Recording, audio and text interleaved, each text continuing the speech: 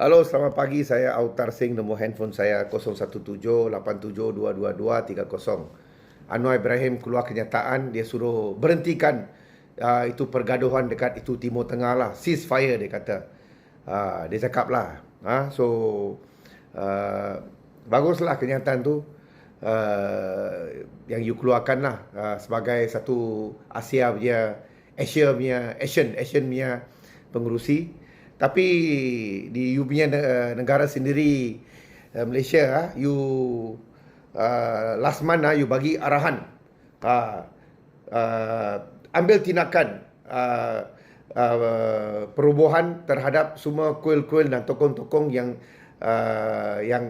yang tidak mendapat kelulusan. Dia tak cakap haram lah, tapi ramai orang cakap dia cakap, tapi saya sudah cek dia tak cakap. Dia kata yang tanpa kelulusan, kuil-kuil dan tokong yang tidak mematuhi undang-undang, dia bagi green light untuk pergi kasih roboh.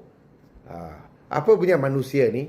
Sana you cakap jangan gaduh-gaduh-gaduh, sini you cakap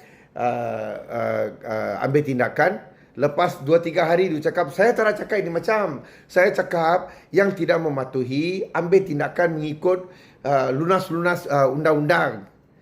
Ini orang punya spin hayo. Itu gasing pun boleh kalah tau. Ini macam yang pandai spin. Macam saya dulu pernah cakap, you serupa macam Datuk Seri Najib. You dua orang dikelilingi oleh bodoh-bodoh punya penasihat. Masa Najib tu banyak, dia punya penasihat tu semua bodoh dan bangang. Sekarang you lagi banyak.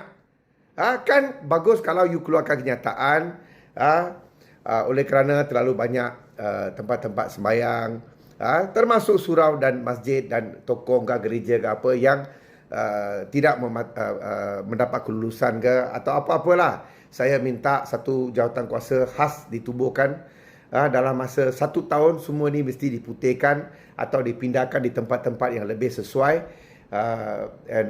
yang tidak mengganggu ketenteraman awam, tidak mengganggu lalu lintas dan lain-lain lah. Atas sebab-sebab itu kan bagus kalau Prime Minister keluar kenyataan macam tu. Tapi lu punya bodoh punya penasihat prepare tak tahulah apa itu transkrip untuk you baca macam bangang ni orang. You pun pergi baca, you pun keluar kenyataan macam tu. Lepas tu lu mau ghostan balik, mau U-turn, susah-susah. Orang pergi perceive differently.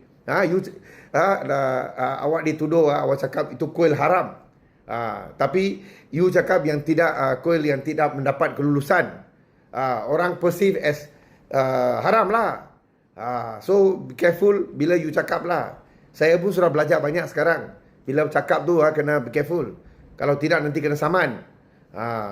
Okay. So saya minta lagi sekali Datuk Seri Anwar Ibrahim, hentikan you punya arahan itu untuk roboh semua kuil. Kaji balik case by case.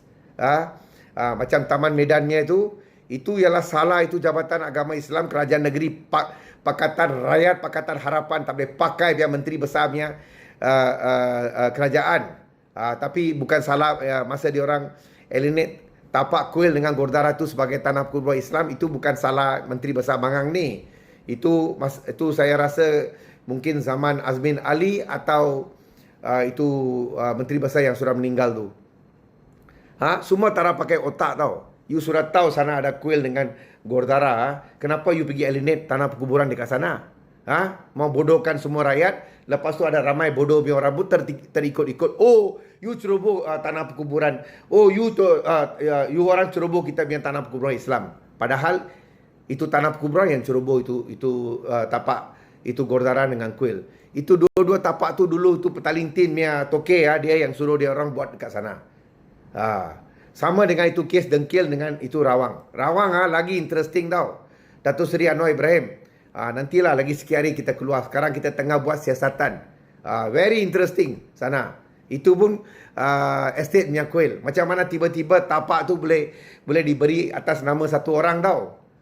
Lepas tu satu orang tu boleh jual pada satu orang lagi. Pada itu yayasan. Itu tunggu nanti. Itu kita akan siarkan. Tak lama lagi. Itu dengkil, itu pun very interesting. Itu Selangor Dredging sudah bagi setengah ekar pada itu kuil. Itu Sarif Janjang masa tu adun sama itu DO Masa tu dia cakap, lu jangan buat sini, you buat sini dulu sementara, kita bagi you dekat sini. Lepas tu Sarif Janjang pun surah, tak tahu surah kalah ke apa ke tu, DO surah pencen, semua orang surah lupa. Selangor Dredging surah bagi setengah ekar. Dia orang sapu itu tanah, dia orang pergi buat kedai. Lu orang punya orang lah, semua orang.